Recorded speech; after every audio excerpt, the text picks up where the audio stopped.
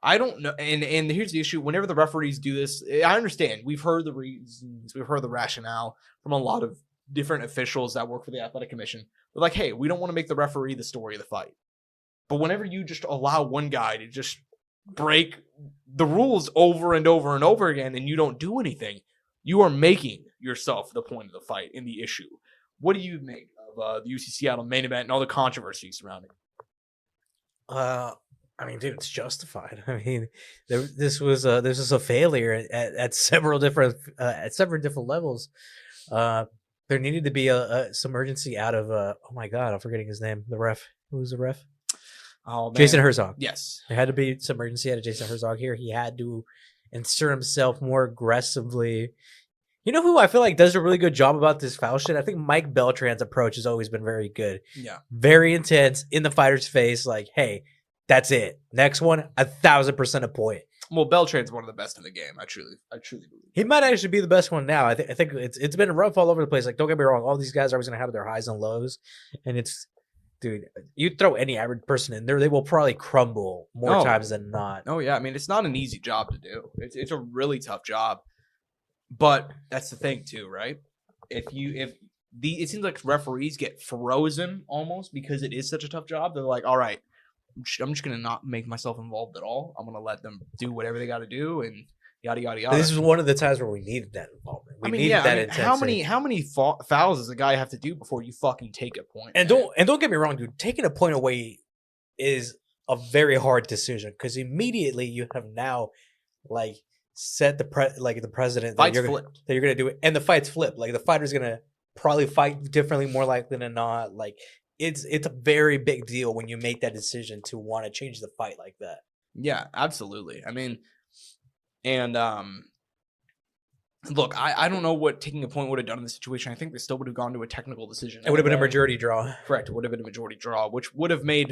I mean, the fact that Cejudo has look, I'm not the biggest Henry Cejudo fan. I thought his comeback has just been very poorly mismanaged, I would say. Coming out of retirement, and everybody knew that he was going to come back at some point anyway. I don't think anybody really thought he was going to be gone for long. Ended up sitting out for about 3 years. Big mistake. That being said, this is bullshit, and I feel bad for the guy, man. I mean, he took this fight. He said he saw some holes in Song Yadong's game, and this is a very back and forth fight, like 29-28 across the board. Yadong ended up winning. And obviously, you take the point away, which they should have done. And I wouldn't even hate it a DQ. I mean, to see that many fouls that early on in the fight through 3 rounds, you had more fouls than there were rounds. 4 fouls for 3 rounds is just ridiculous.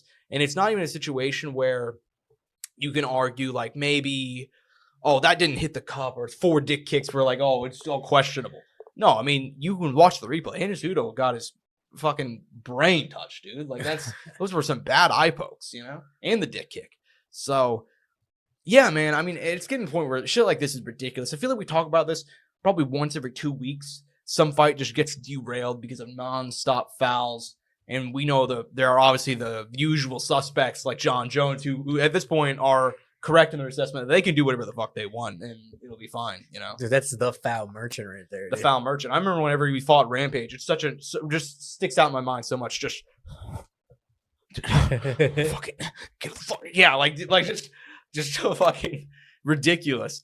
But to his credit, John Jones realized, like, dude, yeah, like they're gonna let me do whatever the fuck they want. Referees don't get involved. He's had points deducted once whenever he kneed Andrew Smith right in his fucking face whenever he had 2 knees on the mat. So yeah, I mean, terrible stuff in the UFC Seattle main event, which sucked because this card was excellent. This might go down as one of the best fight nights of the year. I mean, top to bottom, especially those prelims were just ridiculous.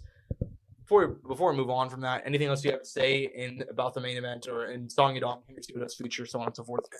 Dude, I said it. I'm like, it's going to be very sad if like this lead up has been so good going to the main card and then the main event and the co-main event don't deliver to an extent.